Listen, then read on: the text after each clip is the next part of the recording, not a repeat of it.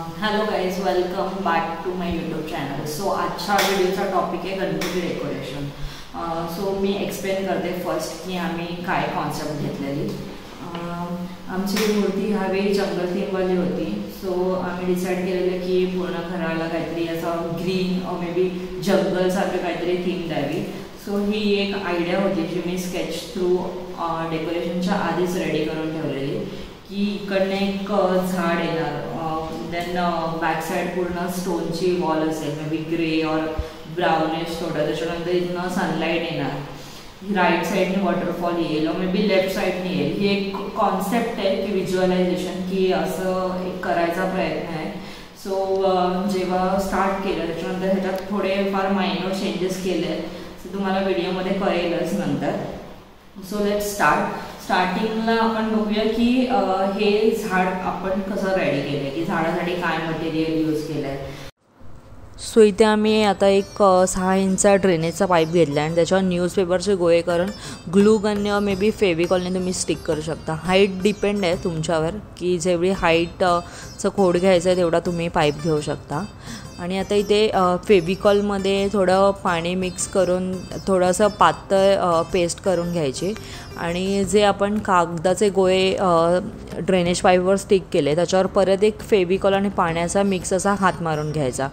So जेणेकरून फेविकॉल पण कमी लागतो आणि जेव्हा आता ह्याच्यावर टेक्स्चरसाठी जो मी टिश्यू पेपर यूज करेन तो पाण्यामध्ये एकदम व्यवस्थित गोळ्यावर स्टिक होतो. सो आता इथे आम्ही एक टिश्यू पेपर घेतलेत. GM कंपनीचे टिश्यू पेपर तुम्ही यूज करू शकता. ते क्वालिटी वाईज आणि त्याची थिकनेस थोडी हे असते. सो ते प्रॉपर गॅपमध्ये फिक्स करून घ्यायचे. जे कागदाचे गोळे त्याचा जो गॅप असतो त्याच्यामध्ये टिश्यू एकदम हाताने शेप द्यायचा त्याला आणि त्याच्यानंतर पुन्हा एकदा टिश्यूवर फेविकॉलचं पाणी जे बनवलं आहे त्याचा एकदा हात फिरवायचा. सो त्याला एकदम प्रॉपर जेव्हा सुकतं तेव्हा एक शेप येतो.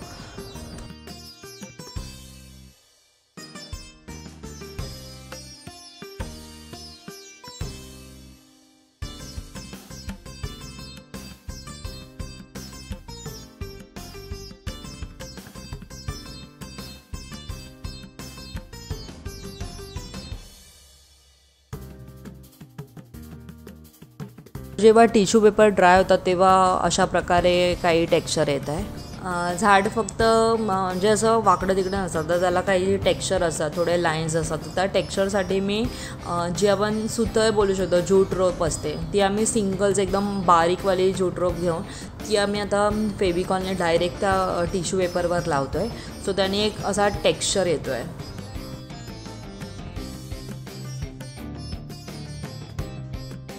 आपण स्टार्ट करूया फांद्यांचा पार्ट. आता 6 इंचचा जो ड्रेनेज पाईप आहे त्याला गॅसवर एखादी शीट गरम करून त्याला आपण होल्स मारू शकतो आणि त्या होल्समधून मी जे आपल्या रिपा असतात किंवा लाकडाचे तुकडे ते टाकून एक फांद्यांसाठी जो इंटरनल हे असतो, इंटरनल जी स्ट्रेंथ आपण देतो ती तसं आम्ही एक स्ट्रक्चर बनवलं आहे की फांद्यांसाठी आम्ही रिपा यूज केल्या आहेत आणि त्या पाईप्समध्ये टाकून तारेने आतमध्ये त्याला फिक्स केलं आहे. आणि त्याच्यानंतर मग त्याच्यावर एक कार्डबोर्ड शेपचा फांदीचा असा एक शेप देऊन कार्डबोर्डवर ती आम्ही त्या रिपांना जे आपले टॅग्स असतात ते लावून त्याच्यावर अगेन त्याच्यावर कागदाचे गोळे आणि टिश्यू पेपर देऊन त्याला एक प्रॉपर जो झाडाचा शेप असतो तो आम्ही दिला आहे. झाडासाठी आम्ही टिश्यू पेपर आणि न्यूजपेपरचाच यूज केला आहे. सो जेव्हा झाड एक कंप्लीट होतं तेव्हा अशा प्रकारे काही दिसतं आहे. नाव कलर पार्ट. आता ही जी बॉटल आहे तिला गार्डन स्प्रे पेंट बोलतात. ती ॲमेझॉनवर पण भेटू शकते. त्याची लिंक मी डिस्क्रिप्शन बॉक्समध्ये टाकेन और मे बी कुठच्या स्टोअरमध्ये पण भेटू शकते. सो ह्या बॉटलमध्ये जेवढा आपण लिक्विड कलर करू शकतो तेवढा बेटर असतं. जे वॉटर कलर असतात तेच ह्याच्यातनं पास होतात. सो ह्याच्यात आम्ही आता एक येल्लोइश टोनचा कलर घेतला आहे जो झाडाचा बेस कलर राहील आणि त्याच्यावर मग डार्क ब्राऊन कलरचा. So let start.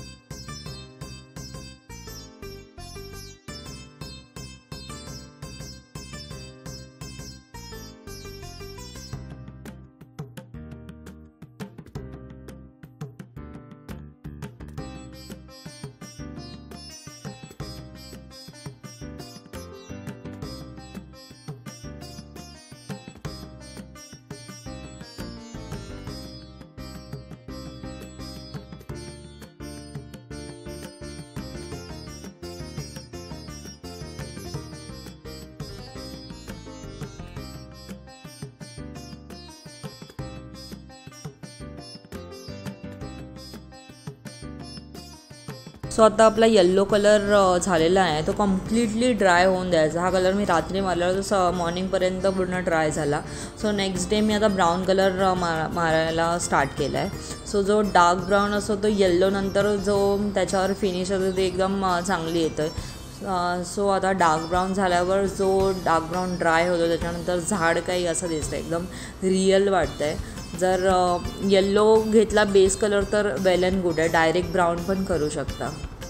सो आता आपण बघितलं की हा ट्री पार्ट आपण कसा रेडी केला. आता आपण बॅक साईडची जी वॉल आहे ती कशी रेडी करणार त्यावर जाऊया. सेम प्रोसेस आहे, जे आपण कागदाचे गोळे करून घेतलेले ते बॅक साईडच्या वॉलला लावून कसं करायचं ते आपण पाहूया. आता आपण जी बॅकग्राऊंडची वॉल आहे ती स्टार्ट करतो आहे. सो वॉलसाठी पण सेम प्रोसेस आहे. मी न्यूजपेपरचे गोळे करून ठेवलेत आणि ते आम्ही डायरेक्ट वॉलला स्टिक करतो आहे. तुम्ही डायरेक्ट वॉलला लावू शकता, मे बी मागे पुट्टा लावू शकता. आम्ही डायरेक्ट वॉलला बेबी कॉलनी न्यूजपेपरचे गोळे लावतो आहे. त्याच्यावर अगेन सेम फेविकॉल आणि पाण्याचा एक हात मारायचा आणि जेवढं थिन असेल तेवढं चांगलं आहे. त्याच्यावर टिश्यू पेपर एकदम चांगला बसतो.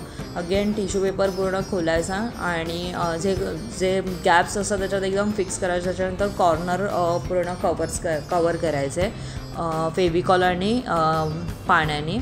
सो जेव्हा ते ड्राय होतं तेव्हा एक POP सारखा टेक्स्चर येतं, पण ते POP नसतं, टिश्यू पेपरचं आपण बनवलेलं आहे. ड्राय झालं तेव्हा हे अशा प्रकारे दिसले. पूर्ण वॉल जेव्हा आम्ही कंप्लीट झाली आहे ते POPचाच हे वाटतं, पण POP नाही आहे ते.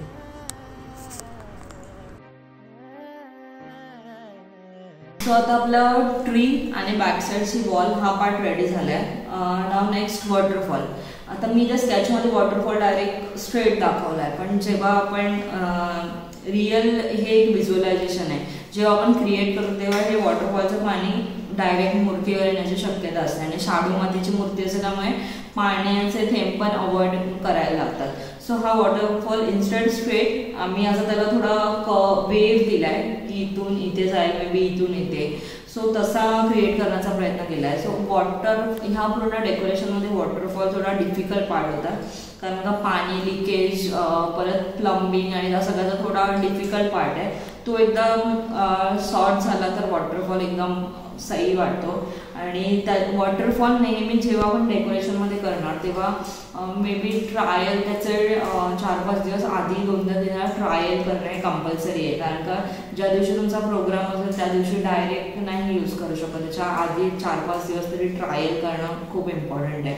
त्याच्यानंतरच कळते की कुठे लिकेज आहे, मे बी कुठनं फ्लो कसा येऊ शकतो. सो वॉटरफॉल जेव्हा पण बनवणार तेव्हा ह्या सगळ्या गोष्टी काळजी घेण्याची एकदम आवश्यकता असते. सो आपण आता वॉटरफॉलला सुरुवात करूया की कसा आम्ही वॉटरफॉल रेडी केला आहे. नाव वॉटरफॉल पार्ट. आता जे हे मी तेलाचे डबे यूज केले ते मी वॉटरफॉलच्या हाईटसाठी यूज केले. तुम्ही मे बी डबे और काही वेगळं मटेरियल पण यूज करू शकता.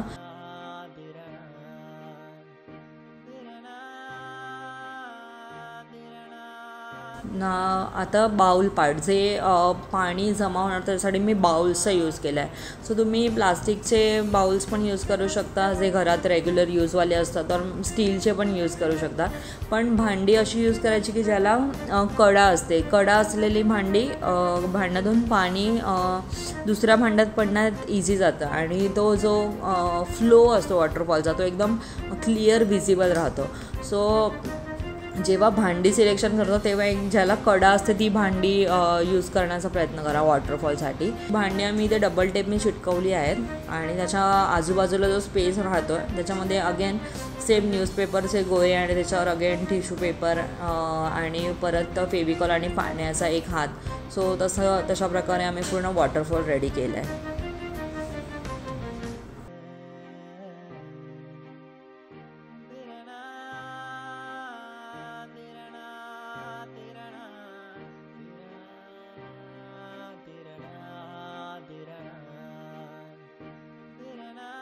आता आहे वॉटरफॉलच्या प्लंबिंगचा पार्ट. तो आता हा व्हिडिओमध्ये जो दिसतो तो टी सेक्शन आहे.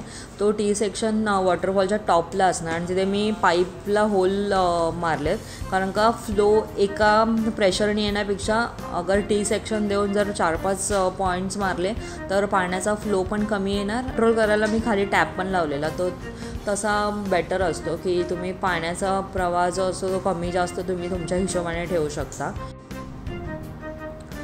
सो आता वॉटरफॉल आमचा रेडी झाला आहे, त्यामुळे आम्ही ट्रायल करतो. ट्रायल करणं खूप इम्पॉर्टंट असतं, कारण का आता ट्रायल ही आम्ही प्रायर 4-5 दिवस केली आहे. आता ह्या ट्रायलमध्ये आम्हाला कळलं की कुठे कुठे लिकेज आहे. खाली जी मोटर लावली आहे ती मी 3 फूटसाठी घेतली आहे, जी तुमची हाईट असते. लाईक अगर तुमची हाईट 3 फूट आहे तर तुम्ही ही मोटर यूज करू शकता, पण अगर हाईट 6 फूट आहे तर तुम्हाला दुसरी मोटर घ्यायला लागते. सो जेव्हा मोटर सिलेक्शन करणार ती तुमच्या वॉटरफॉलच्या हाईटवर डिपेंड असते. जेवढा उंच वॉटरफॉल असणार तेवढी मोटर हेवी घ्यायला लागते. सो आमचा वॉटरफॉल रेडी झाला आहे आणि हे आम्ही आता इथे एक डेमोशन बघतो आहे की पाणीचा फ्लो कसा आहे, पाणी कुठे लिकेज होतं आहे का. सो ह्या प्रोसेसमध्ये आम्हाला कळलं की कुठे लिकेज आहे. सो तिथे आम्ही अगेन थोडं रिवर्क केलं आणि त्याच्यानंतर परत मग रेडी करून अशा प्रकारे आम्ही आता जो वॉटरफॉल आहे ती भांडी वगैरे चेंज करून आम्ही हा आमचा फायनल वॉटरफॉल रेडी केला आहे. फॉल रेडी झाला आहे. त्याच्यावर आम्ही हे जे ब्लॅक कलरचं दिसतं ते प्लास्टिक यूज केलं आहे. आता प्लास्टिक तुम्ही गार्बेज बॅगचं जे प्लास्टिक येतं ते यूज करू शकता. गार्बेज बॅग आम्ही कट केली आहे, जी मोठीवाली आहे त्याच्यात विदाऊट पावडरवाली असे ती कट केली आहे आणि ती आम्ही वॉटरफॉलवर पूर्ण कवर केली आहे. आणि त्याच्यानंतर जी आपली हेअर ड्रायर मशीन असते त्याचा जो गरम वाफेचा जो हे असतो त्याने पूर्ण त्याला आम्ही शेप देतो आहे. सो ते प्लास्टिक थोडं असं आकसून त्याला जो दगडाचा शेप आहे तो घेतो आहे.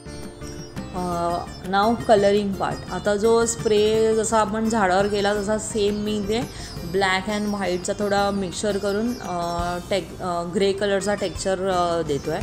सो ही गार्डन स्प्रे बॉटलने पेंट करणं खूप इझी जातं आणि एक खूप जास्त एरिया एकदम कमी टाईममध्ये कवर करतो. सो ही बेटर आहे. वॉटर कलर असतात, अगर कुठे भिंतीला वगैरे पण लागले तरी टाईल्सवर जातात हे कलर, त्यामुळे काय प्रॉब्लेम नाही आहे. सो टाईम कन्झ्युमिंग आहे आणि मेहनत पण कमी आहे अशा प्रकारे पेंट करायला. पेंट झाल्यावर वॉल काय अशा प्रकारे दिसते. आता वॉल एकदम ड्राय होऊन दिली. नेक्स्ट डे आम्ही एक ॲक्रेलिकचा स्प्रे आणलेला ग्रे कलरचा. सो जे गॅप्स आहेत जिथे शॅडो वगैरे येते तिथे आम्ही थोडा ग्रे कलरचा स्प्रे मारला आहे कलर व्हेरिएशनसाठी. सो तुम्ही यूज करू शकता, डिपेंड्स. लाईक जर यूज केला तर वेल अँड गुड आहे, नाही केला तरी काही हरकत नाही.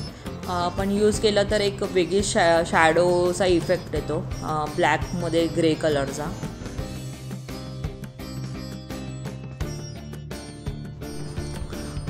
नाव ग्रास पार्ट. जो खालची जी बेसला जी आम्ही शीट यूज केली आहे ती ग्रास शीट आहे. ती आणि वायरिंग पूर्ण आहे ती त्या ग्रास शीटच्या आम्ही खालून केली आहे. नाव फिक्सिंग पार्ट. आता हे जे झाड रेडी झालं आहे ते आम्ही हाफ रेडी केलं आहे. त्याचा जे मुळाचा पार्ट आहे तो ऑन दी स्पॉट फिक्स केल्यानंतर होणार होता. सो ह्या 6 इंचच्या ड्रेनेज पाईपला आता एल पट्टीने आम्ही टेबलला फिट करतो आहे.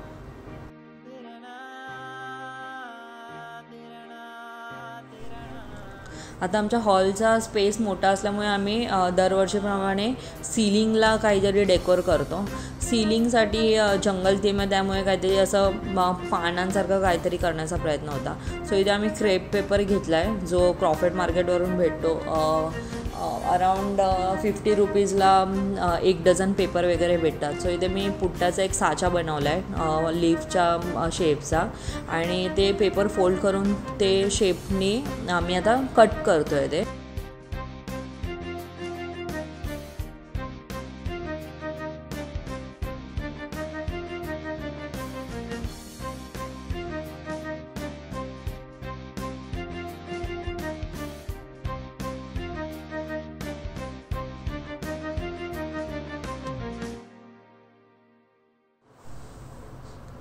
आता हे लिव्ज शेपमध्ये कट झालेत की त्याचे कॉर्नर्स असतात ते थोडे कट करायचे, त्यामुळे असा मानांना एक वेगळा शेप येतो, असे रिअलिस्टिक वाटतात. सो त्याचे कॉर्नर्स दोन्ही साईडनी कट करून घ्यायचे आहे.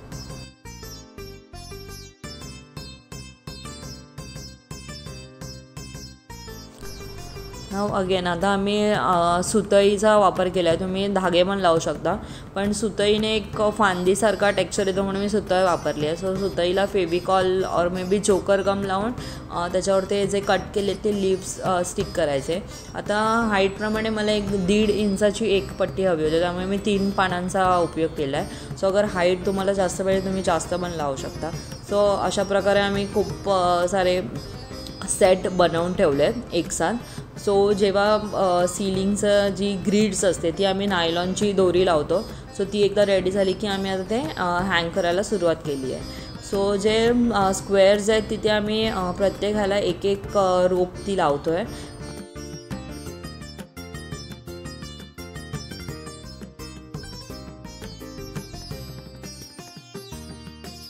नाव आता ते 2 जॉईंट्सामध्ये जी स्पेस जास्त रिकामी वाटत होती. सो त्याच्यासाठी आम्ही जे फ्रेंडशिप बँड्स असतात ते थोडे कट करून त्याला मग स्ट्रेच करून जे असे रिंगवाला टेक्स्चर येतो तो आम्ही तिथे लावला आहे.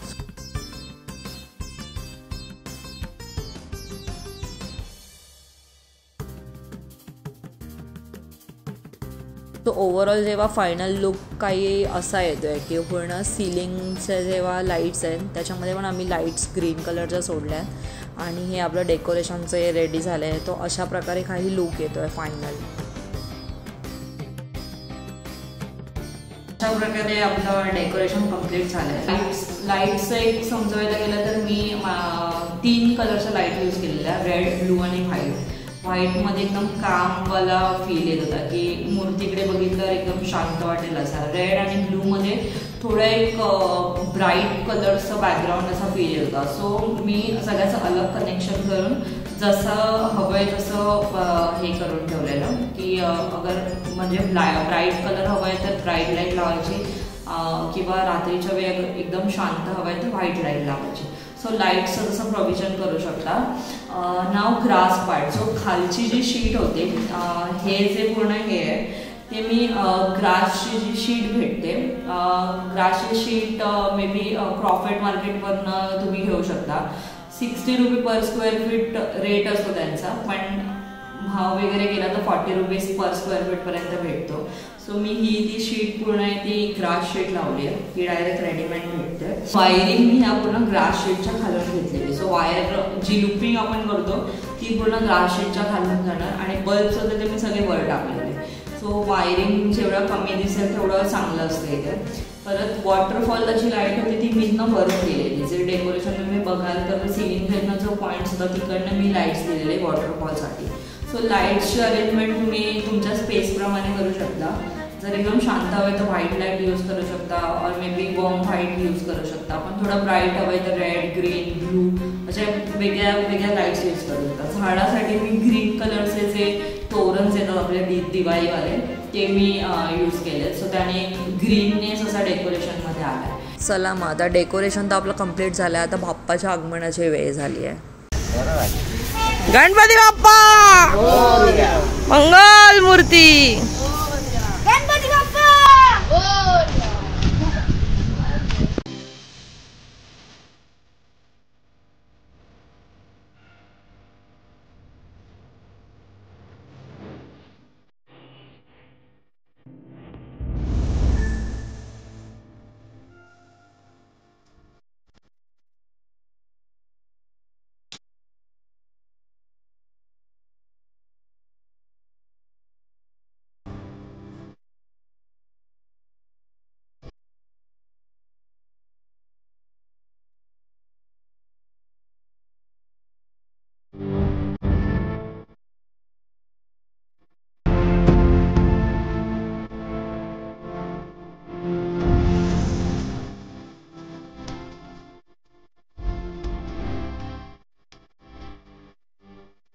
हे गजानन हे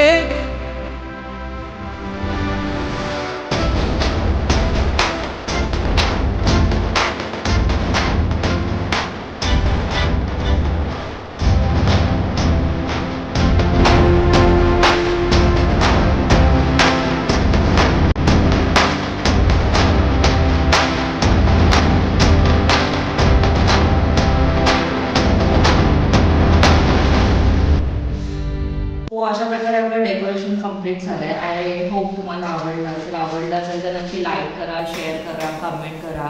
जर कुठचं अजून काही वेगळी आयडिया असेल की प्लास्टिकच्या जागी मी वेगळं काही यूज करू शकली असती तर खाली कॉमेंट करून सांगा की हे मटेरियल यूज करू शकले असते. कारण का आम्ही खूप रिसर्च केला पण आम्हाला नाही सापडलं. जर कोणाला असेल तेवढं इन्फॉर्मेशन सो प्लीज शेअर करा. सो नेक्स्ट टाईम आम्ही जर काय असं असेल तर प्लास्टिक अवॉइड करण्याचा एकदम पुरेपूर प्रयत्न करू. बेसिक असं की आपण जे मटेरियल्स यूज करतो त्यांनी नेचरला काय हानी नाही झाली पाहिजे. त्यामुळे मूर्ती पण घेताना आम्ही POPची तर नाहीच घेत, शाडू मातीचीच घेतो आणि डेकोरेशन पण इको फ्रेंडली करण्याचा प्रयत्न असतो. सो तुम्ही पण तसाच प्रयत्न करा ही विनंती असेल. थँक्यू.